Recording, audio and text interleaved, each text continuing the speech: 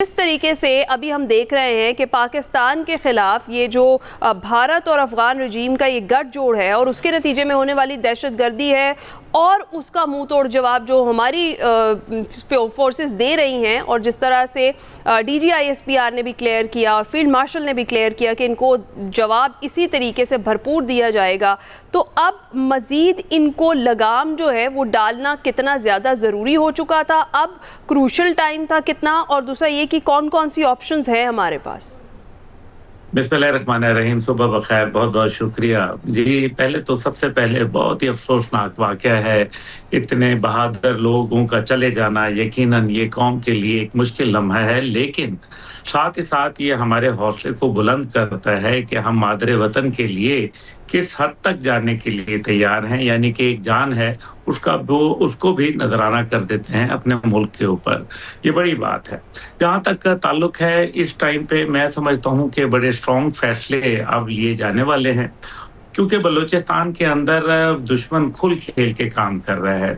जब हम बात करते हैं भारत की या इसराइल की कि वो इसकी पुष्टपनाही अफगानिस्तान के ज़रिए कर रहे हैं, तो हमें नहीं भूलना चाहिए कि चंद अरब ममालिक भी ऐसे मौजूद हैं जिनकी ख्वाहिशात बरअक्स हैं, और वो भी कहीं भारत के साथ कुर्बत भी रखते हैं और दहशतगर्दों के हवाले से बराह रास्त नहीं, लेकिन कहीं ना कहीं उनको सपोर्टिव रोल में इसलिए नज़र आते हैं क्योंकि उनको ये लगता है कि पाकिस्तान की ये बंदरगाह या चाबहार की बंदरगाह अगर काम करना शुरू हो जाएगी तो उनके लिए शायद मुश्किलात में इजाफा हो जाएगा। हालांकि ऐसा बिल्कुल नहीं है, ये गलत तासुर है, और यही अनासिर अफगानिस्तान के अंदर माजी में भी इन्वॉल्व थे, जिसके सबूत और शवाहिद हमारे पास मौजूद हैं। लेकिन पाकिस्तान आलमी दुनिया के अंदर और ख़ास तौर पे इस्लामी दुनिया में कोई तकसीम पैदा नहीं करना चाहता।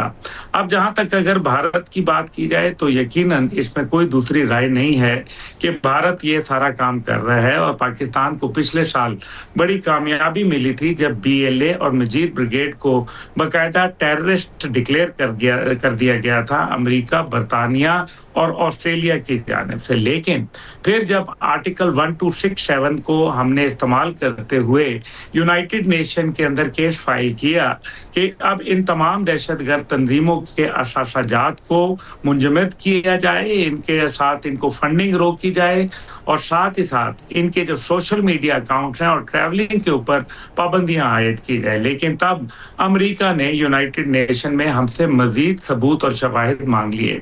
मेरा ख्याल है कि ये उनको नहीं करना चाहिए था, क्योंकि जब उन्होंने दहशतगर्द डिक्लेयर किया था तो सबूत और शवाहिद के बगैर नहीं किया था।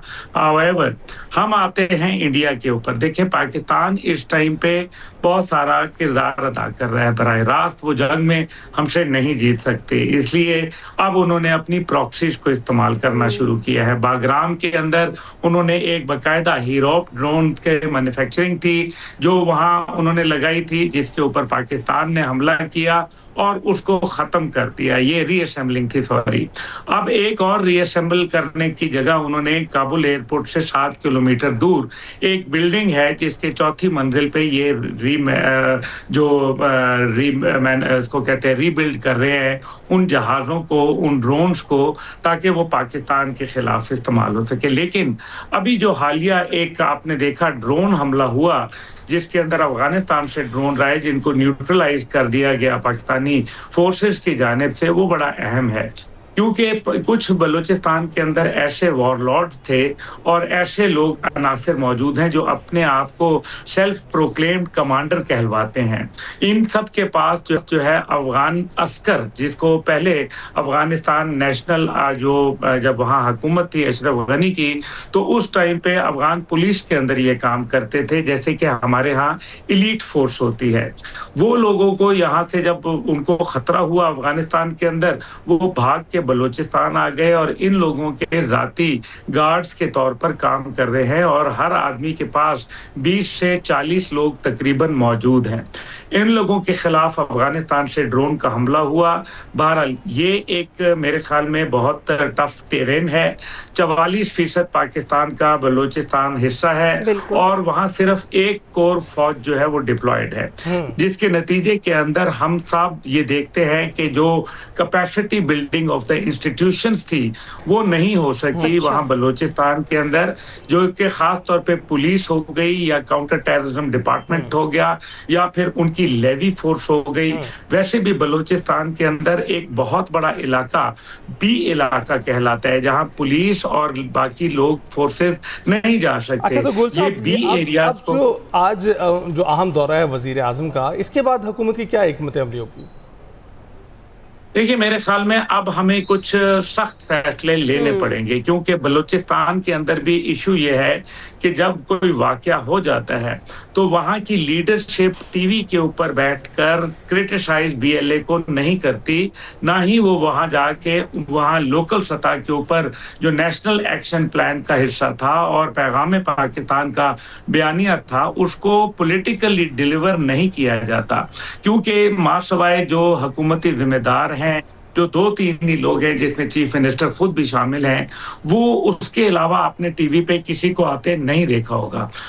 जिसकी सबसे बड़ी वजह यह है कि ये डर जाते हैं या खामोश हो जाते हैं या अल्लाह जानता है इनको क्या होता है।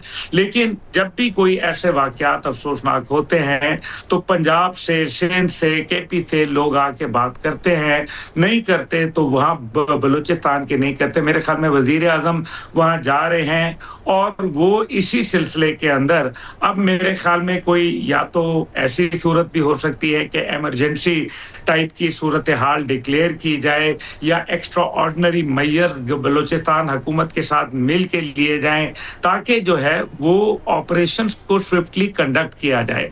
देखिए, हमें ये भी मालूम है कि ईरान के अंदर पाकिस्तान की तिजारत का हुजम बढ़ने जा रहा है और ये दुनिया को पसंद नहीं है, क्योंकि पाकिस्तान को ईरान के साथ तिजारत के लिए हुर्मुज की जरूरत नहीं, बॉर्डर हमारा 909 किलोमीटर मौजूद है। लेकिन आपने देखा कि किस तरीके से पाकिस्तान के तमाम सी पैक रूट्स जो हैं उनके ऊपर हमले किए जाते हैं, जैसे बलूचिस्तान और खैबर पख्तूनख्वा। और गुल साहब, अब जो इकदामात लेने वाली है हुकूमत और हमारे जो हमारे अस्करी इदारे हैं वो साफ वाज़े है और हम देख ही रहे हैं कि उनके बयानिए में भी ये चीज़ वाज़े नज़र आ रही है कि एक्शन जो लिया जाएगा वो बहुत सख्त होने वाला है। बहुत बहुत शुक्रिया हमसे गुफ्तगू करने के लिए।